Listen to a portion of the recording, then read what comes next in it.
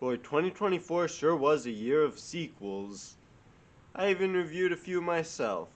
But possibly the most anticipated sequel of the year was the sequel to none other than my favorite Netflix series of all time, Squid Game.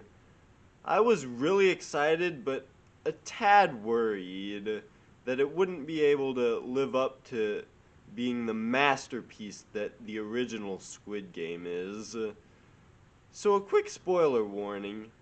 In addition to Season 2, I will also be comparing it to Season 1.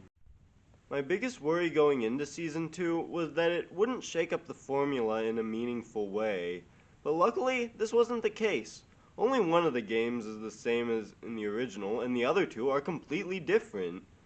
The season is much less about the characters trying to earn the money, although they obviously have to keep that theme around, since that's part of the show's identity, and have it be more about Gi-hoon and Junho trying to dismantle the games. The narrative here is a lot more simple, more good versus evil than the last. The original was about morally gray protagonists fighting each other for survival against a power they have no way of defeating. This season, though, is more about good guys trying to save people from the bad guys. This leads to a more uplifting season and an action-packed climax. We don't see as many devastating betrayals or gruesome deaths of beloved characters. I remember the moment I finished Season 1, one of the first things I wondered about was, what if multiple characters had won and had to split the money?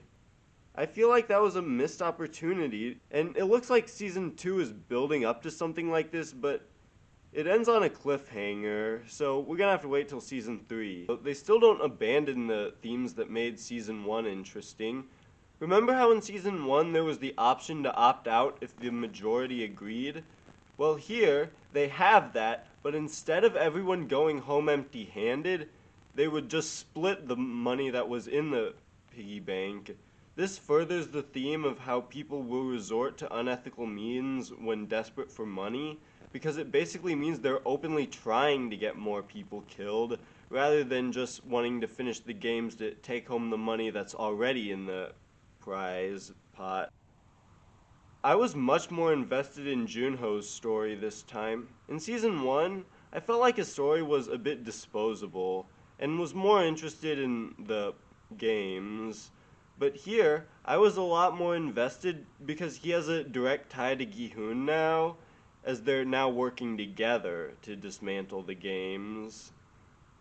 We also get a lot of lore about how the games are run.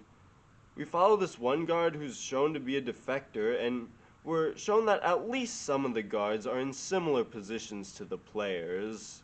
The score and production values are once again top notch. I especially love the remix of Fly Me to the Moon. While I really did enjoy this season, I definitely prefer the original.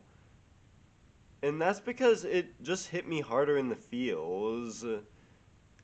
I know I said that I wish they had done something with the idea of multiple winners in the original, but the shocking betrayals of and by beloved characters is what made Squid Game so interesting to me. I also had a harder time getting into these new characters than the originals.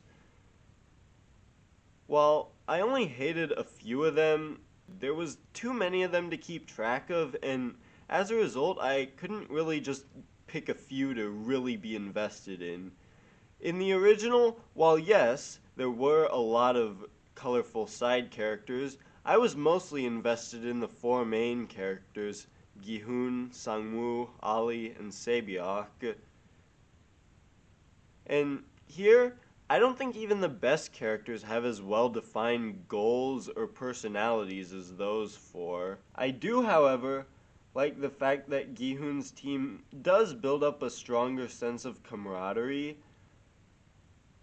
I like how we'd see them celebrate together after they win a game and joke around with each other. I would have liked to see more of that in the original. Our original favorites aren't forgotten though.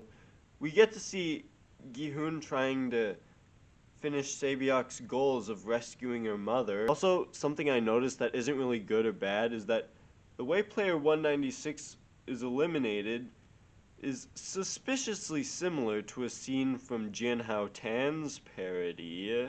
Season 2 of Squid Game, while not as iconic or emotional or impactful as the original, is still definitely a worthy addition to the franchise, more so than any other addition since the original. I'm already looking forward to Season 3, and I really do hope that Gi-hoon manages to get these games shut down.